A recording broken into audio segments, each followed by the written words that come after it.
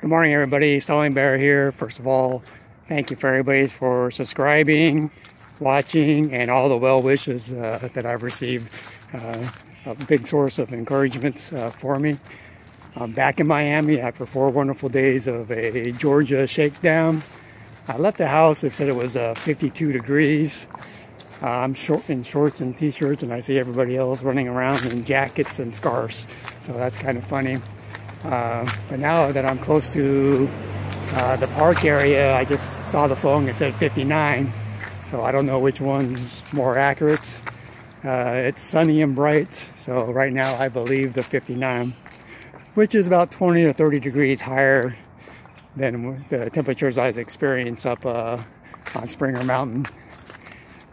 Today's video, I'm going to do a review of the 4-day shakedown and kind of go by it just as my gear list and how everything performed, and if any changes that I'm going to make or not at this point. I do have to announce that my start date has changed to the 16th of February. Talking with my daughter, her days off, and over the weekend she'll be dropping me off, so gonna head up on Friday and then start the trail on Saturday the 16th. So a couple days earlier than expected, or than I originally had put. I just put it the 18th originally because it was a long weekend and I figured I'd get up sometime during that time frame. So I'm looking forward to that as well. It's coming up on us pretty quick. I told my friend Danny even this morning is that while I was there, it was really easy to see myself just continuing on and going on, but you have to take care of life matters as well. So I'm going to get to the park and then we'll go over those areas that I like to cover. I'm not even wearing the pack today. Today is just going to be a training day, which I'll talk about training and how I see it now after the 4-day shakedown, and give you a whole total review. See you in a minute. Alright, I'm here at the park, a familiar spot for a lot of people that have watched my videos from the beginning. I've done a lot of my initial recordings here. Going back to the Georgia shakedown, it was, I consider it a big success, and the fact that I stayed warm and dry, and I got to test a lot of equipment that I wanted to. Got to feel the terrain, the location, the weather conditions. So I will go kind of step by step through my items, through my pack, and we can talk about that. In fact, I have a list over here just in case you see me looking over the side. I want to kind of stay on track and not forget anything, because a lot of things were covered during those 4 days. First of all, the pack performed well, just as it did here during my training. Once I had it on and had it adjusted, it rode with me fine. The suspension moved with me. I was wondering how that would actually be on the trail, but if I was going up inclines or down, over rocks, logs, whatever, it moved with me, stayed with me, kept the weight distributed well. In fact, I rarely took it off during the day. I would, even if I was having a snack or whatever the case was, I would stand up and continue wearing the pack, because I just didn't see the need of taking it on and off each time. At the end of the day, I didn't feel any spots on my shoulder or anything that was tore down from that. I think the big reason for that is the adjustments on it and the way the A3 suspension moves with me. I know I'm going to start the trail with that pack. It's heavier than most by a couple pounds, but with the additional weight that I'm carrying for the colder weather, it's well worth it. My sleeping system consisted of a REI 20-degree rated sleeping bag, Neo Air thermal sleeping pad, and a silk bag liner. All performed very well. The air mattress was comfortable. I could feel the heat. I didn't even have my sleeping bag on it, and I just kind of laid on it to see how comfortable it was, and I could feel the heat kind of radiating back up into me. So that was very comfortable all night long. Didn't have to adjust the air or anything in it. The silk liner is comfortable. It's cozy. You know, they say it adds a few degrees, up to 5 degrees, into the temperature as well. And the REI mummy bag was easy for me to operate the zipper in and out. It has a big foot box, which was good during the cold of the night because I put a lot of gear down in that area, and it didn't hinder or mess with my feet at all. It cinched up tightly across my face. I could even get into a small little hole where I just kind of breathe out of. There was points that I had to take off a layer of fleece that I was wearing, or even the puffy jacket one night when I was expected it to be really cold. It kept me warm, dry, and I'm very happy with the sleep system I have. And with the additional clothes and stuff I have, I don't think there's any weather condition that I won't be able to handle over the cold nights on that. So I'm happy with that. Maybe further along down the line, I might have to go to a lighter bag during the summer, or just sleep in the silk bag liner. Okay, next I talk about is the trail runners.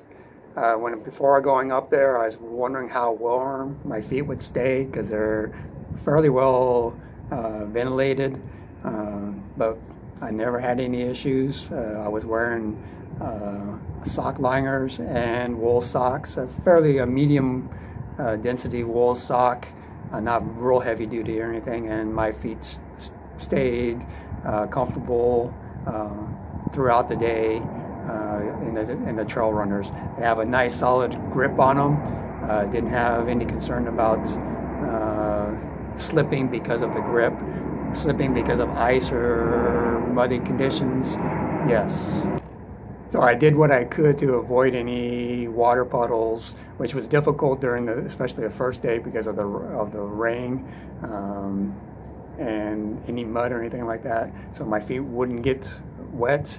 But trail runners, I'm very happy that I've converted over to using those. So I don't have any concerns about my feet staying warm while I'm on the trail. I do have some extra socks that I can include or wear, and I noticed that some people will even put grocery bags or Ziploc bags or Subway bags over their feet to help keep them warm as well. The trekking poles worked great. The first time I've ever used 2 poles in conjunction with one another, and they did save me a few times from falling completely. I start slipping, and then I have the poles there to brace me. And after a while, you just get in a rhythm, and they become a natural flow with your walk pattern. And I think it's a good thing to have, especially during the winter months, to just give you that extra stability when you need it. So I'm happy with those, and we'll continue using those through the trail. My cooking system worked well. I have the BSR cook, and I have a 750 milliliter pot. Worked superbly. Lesson learned very first night is don't turn your head on it. Thought it'd take a lot longer to boil, and I turned and I started doing something else at the other end of a picnic table I was at, and all of a sudden it started boiling over. So it was much quicker than I thought, so I will have to keep an eye on it and watch it as I'm cooking on it. 750 milliliters is more than enough that I ever will need, so that's going to work out good too. With that is the food. I thought I packed out a solid 5 days worth of food. In reality, I was there for 4 days, and I probably could have went 7. So I'm probably heavy on the food. Part of that too is that I didn't ever really stop to have lunch. When I packed out, I packed out to stop and have a sit-down hot meal with each day. And I found, just as in my training, that once I start going, I just want to go and I'll eat something on the way. So from this point forward, I will use snack food or foods I can eat on the go, probably for lunch, have my hot meal most likely in the morning, and then one at night. So to go along with the food and that eat on the go thing is the Fanny Pack. I'm happy that I went with the Fanny Pack. The very first day going up the Amico Falls, I wasn't wearing the Fanny Pack, and so I had 2 power bars in the side pouch of my backpack, which I ate along the way. But come 3 o'clock, 3:30, I was really hungry and starving, and that's why I stopped at the Black Gap shelter to get something to eat, and staying there a little longer than I wanted to, talking with the 2 guys from the Hikers Inn. That's why I stayed there. So it's best for me to have the Fanny Pack, have some snacks, have some food in there. It's like the second and third day around Springer Mountain. I had some food in there. It was easy to get at, and I just continued. I never even stopped. When I was looking for the parking lot off for the Appalachian Trail off of the Benton Mackay, I stood there and ate some peanut butter. It seems to be the go-to thing for me on the trail. I love peanut butter. I had some chocolate chips mixed up into it. I've also considered adding some coffee into it to get a little caffeine boost out of it. I know peanut butter and chocolate's a thing that most people enjoy. I've mixed it with coffee before, so now I'm going to do all 3 and see how that works. The other thing with the food and snacks that I've included was edamame, dried.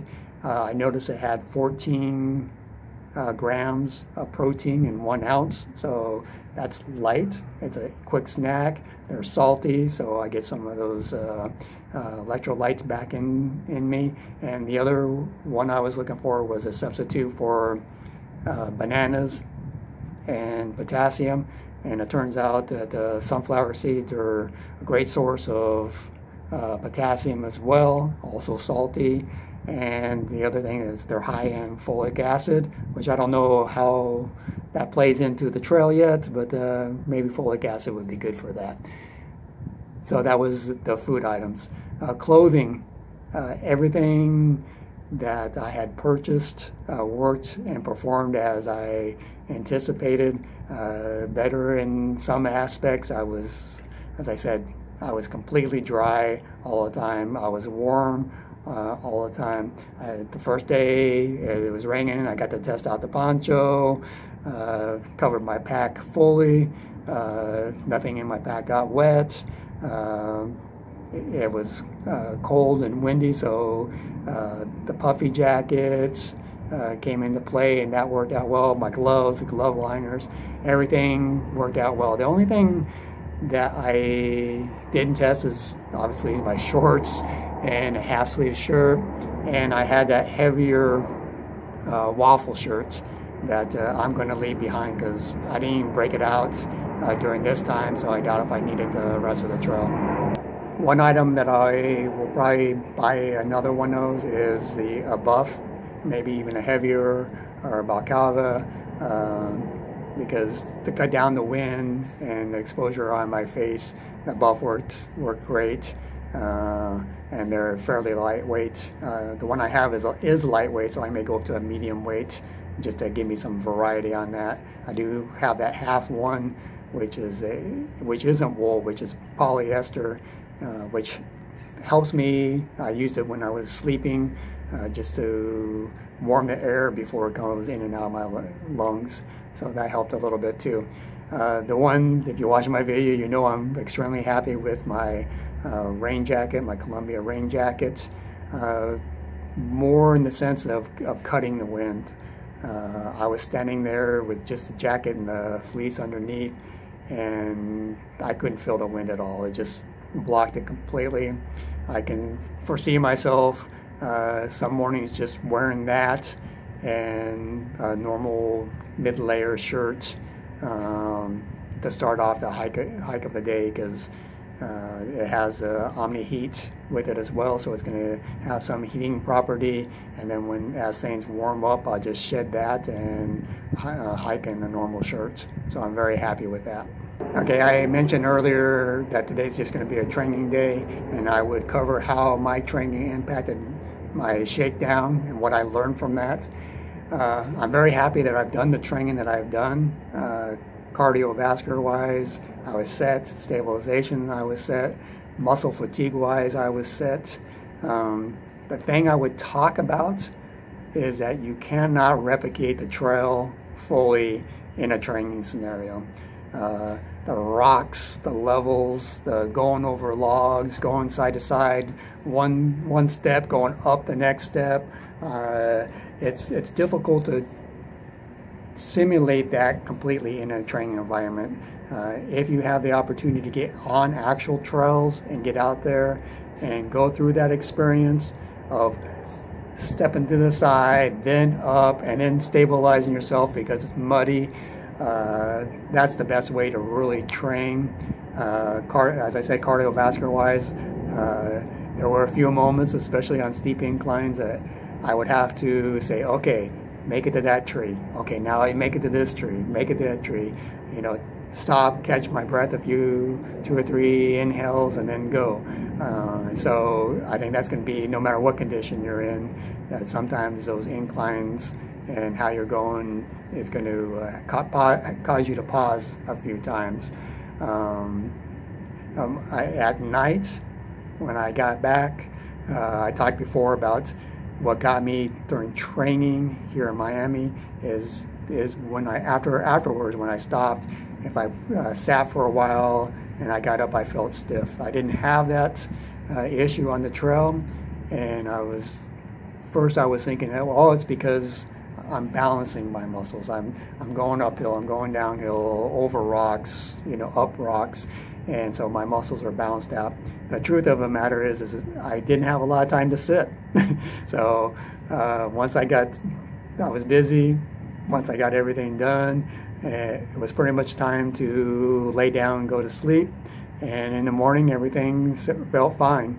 I did have, when I first got to the shelter, I tried to step up into the shelter, which was, you know, probably a good 18, 20 inches off the ground with my pack on. And I was kind of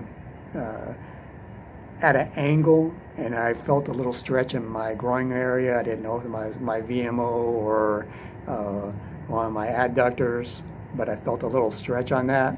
And when I woke up at night, I felt it as well. So I was a little concerned that I may have pulled that a little bit, but by the morning, I didn't have any issues. I felt it a little bit during the day, but that night and the following day, no issues. So something simple like that can get you anywhere along the line. So you always have to be careful.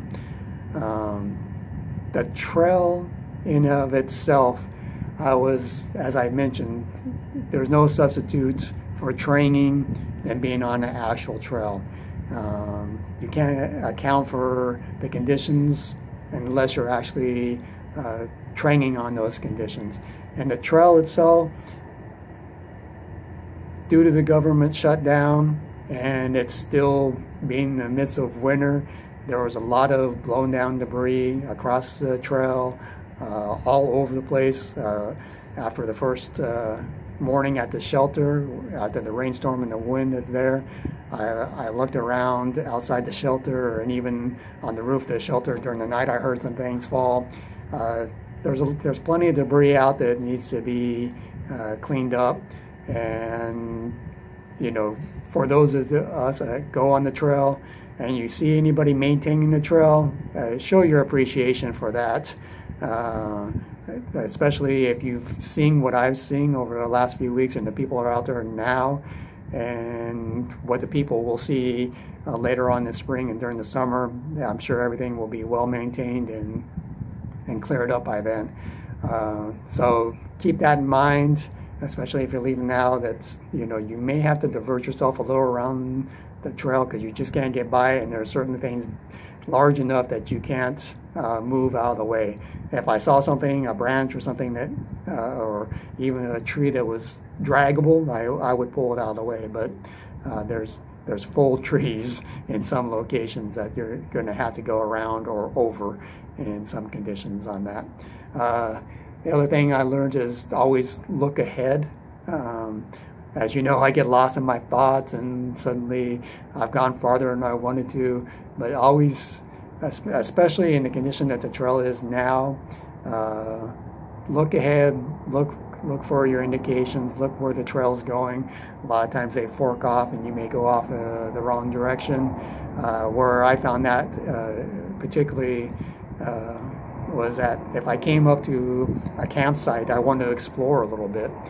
And okay, what I should have done before going off and exploring is to get my bearing, orient myself towards the trail and know which direction the trail was going. There was a couple times after exploring a campsite, maybe for future reference, that when I came back to the area where I thought I had started, it took me a minute to locate what direction I was going and which trail to follow. So especially now with it not being fully maintained, you know, and with the ice on the trees, you may not see a blaze clearly. So get your orientation down, know what direction you're going to go, maybe even mark it if you plan on varying off too far, so that when you come back that you can jump on it and go in the right direction. The one thing that everybody kind of said before going, oh, why are you going in winter? Why are you going when it's so cold and none of the trees are green and it's just barren? I have to tell you, I've seen, it was beautiful to me, you know, to see the wide open, clear spaces. Everybody says you don't get the appreciation of the view through the videos, and it's true. I could stand there and look out over everything, and what I've seen in comparison to what I look at the video is nowhere near the same. And even though you have trees and you're looking through the trees, you can at least see down into the valley and over to across the other mountain range.